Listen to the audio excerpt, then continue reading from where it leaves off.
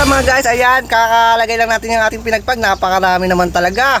So habang inaayos ko yung ating pinagpag ngayon, may nakita na naman tayong ipapagpag. Ayan guys. Baldo na naman. Dito guys, Pakak. napagpag na. Andito yung mga railings guys, ang dami. Ayan guys. Ayun guys, nagtatalunan Malilit kasi guys Ayan kita niya guys. Tsaka madumi yung tubig. Pero marami yan guys.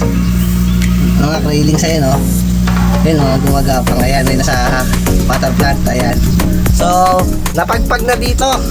Ayan. So, ito guys. Habang tinignan natin yan, meron na naman tayong pagpagin. Aray ko, nasipit ako.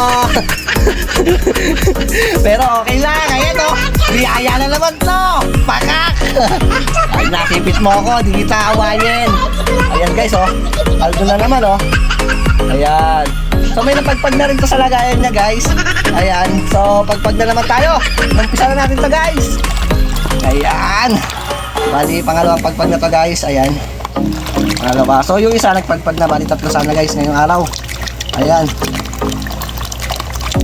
Ayan guys Solid na solid guys.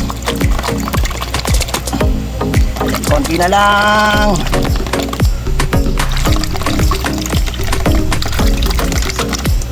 Guys, konti na lang guys.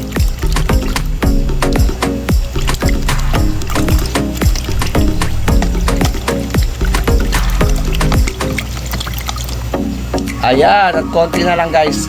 So, hindi natin ito masyado ipapagpag na to guys. Okay na to. So, iwan na natin sa lagayan niya.